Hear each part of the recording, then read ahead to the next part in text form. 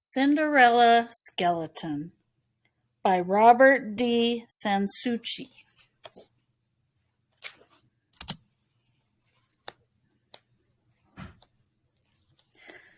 Cinderella Skeleton dwelt in Boneyard Acres near the wood.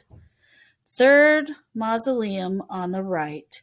Decayed, decrepit, what a fright! On the door a withered wreath invited guests to rest in peace. It was the pride of the neighborhood. Cinderella's skeleton was everything a ghoul should be. Her build was long and lean and lank. Her dankish hair hung down in hanks. Her nails were yellow, her teeth were green.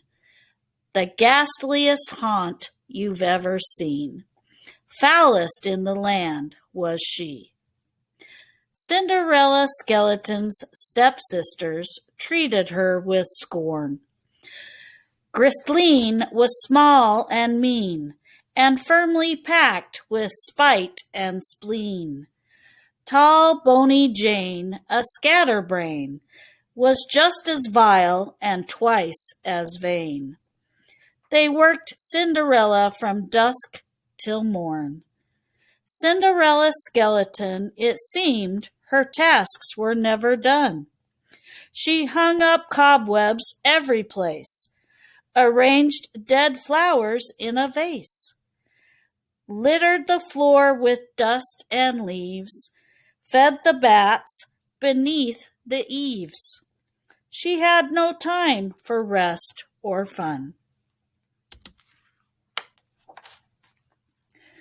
Cinderella's skeleton's stepsisters dressed in fancy clothes, but she had only hand-me-downs, the others torn and tattered gowns.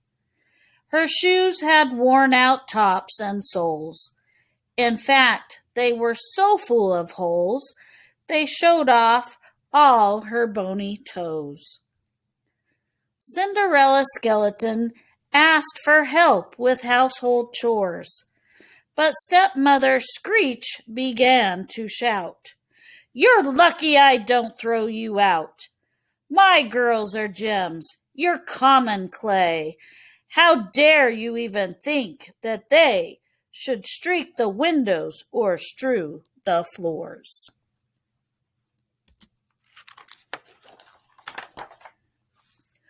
Cinderella's skeleton, more disappointment lay ahead. Prince Charnel summoned one and all, to his frightfully famous Halloween ball. When Cinderella begged to go, her stepmother sneered and told her, "No, you'll stay at home and work instead." Cinderella Skeleton watched the others leave in a hearse, Screech in mournful bombazine, her girls in mildew green sateen. Then Cinderella made this vow, "I'll get to the prince's ball somehow. I'm taking action for better or worse."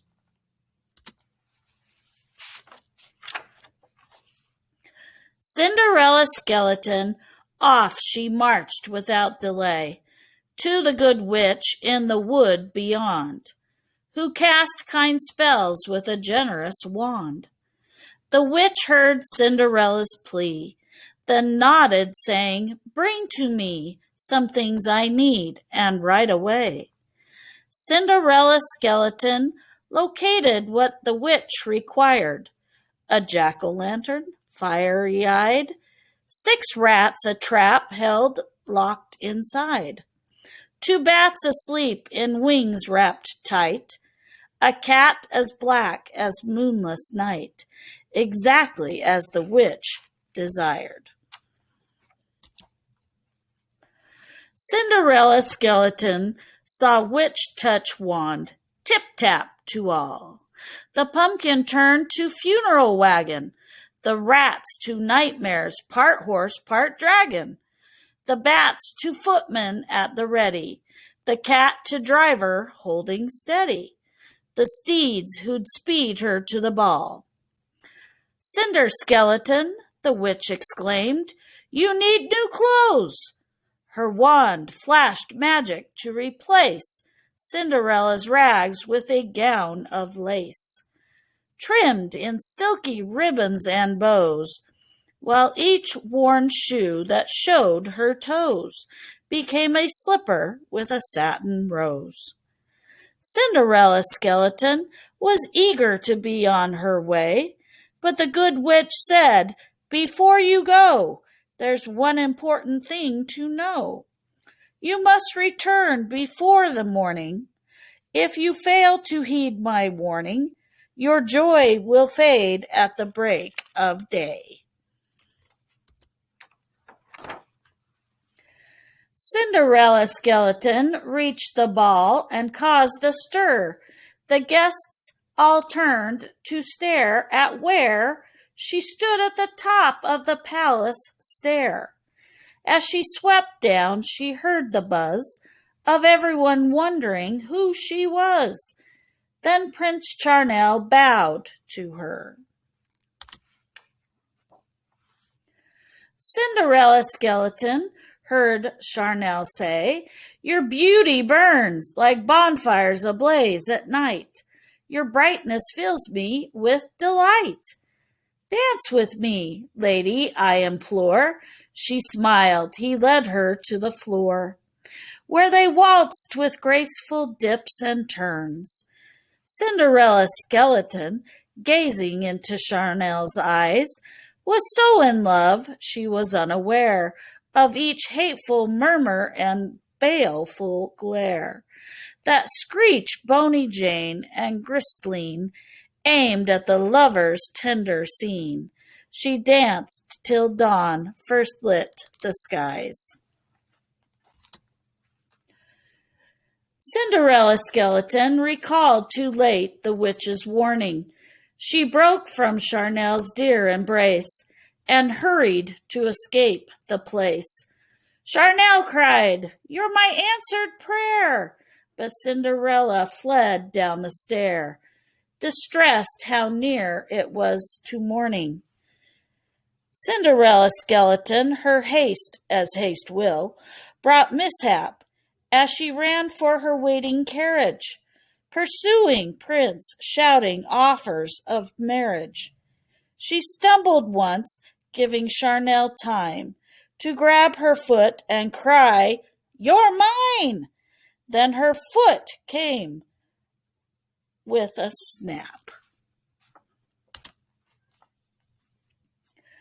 Cinderella Skeleton, ignoring the thump of her footless stump, reached her coach and cried, away! I must be home by break of day. They raced pell-mell past the palace gate. The prince kept pleading, lady, wait! In his hand a foot, in his throat a lump. Cinderella Skeleton, through near dawn her nightmares sped, but morning caught them in mid-flight. Coach shrank to pumpkin in the light.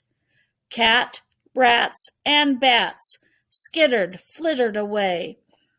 Ragged and limping she faced the day, her heart still full, though the magic had fled. Cinderella Skeleton, her life grew day by day more grim. Her family worked her without rest. They knew Prince Charmel's mystery guest. She drudged but halfway through some chore. She dreamed she was on a dancing floor as Charmel asked her to waltz with him. Cinderella Skeleton, her image filled the prince's mind. His days and nights turned to a blur, whirling round memories of her. So lovelorn Charmel vowed, I'll start a search for the one who stole my heart. She must be somewhere I can find. Cinderella Skeleton, until I find you, I will not rest. vowed Charnel, who traveled every place with her slippered foot in a velvet case. But no one, duchess, milkmaid, crone, could match foot bone to ankle bone. Each snapped a foot off for the test. Cinderella skeleton locked up when Charnel came to call. Screech pulled her girls' feet off, 1, 2, saying, "Wire or glue, you're good as new. Surely it's worth this slight distress for the chance to be a true princess. Now hurry, the prince is in the hall." Cinderella skeleton picked the lock with a longish pin. She heard Charnel's voice, his gentle tones, drowned by her stepsister's wails and moans. Bony Jane's ankle was too large and thick, and Griseline's thin as a withered stick. Then Cinderella came limping in. Cinderella skeleton, while everybody stared, wide-eyed, she bowed to Charnel with his request. "Please let me take your marriage test." Her footbone snapped on and held fast. Charnel shouted, "A match at last! Here is my promised princess bride, Cinderella skeleton, the rarest gem the world has seen. Your gleaming skull and burnished bones, your teeth like polished kidney stones, your dampish silks and dankish hair, there's nothing like you anywhere. You make each day a Halloween." Cinderella skeleton soon was married to her prince, and they stayed happy ever after, their kingdom filled with love and laughter. Screech, Gristeline, and Bony Jane just shriveled with envy and shrank to dust, and no one's seen or missed them since.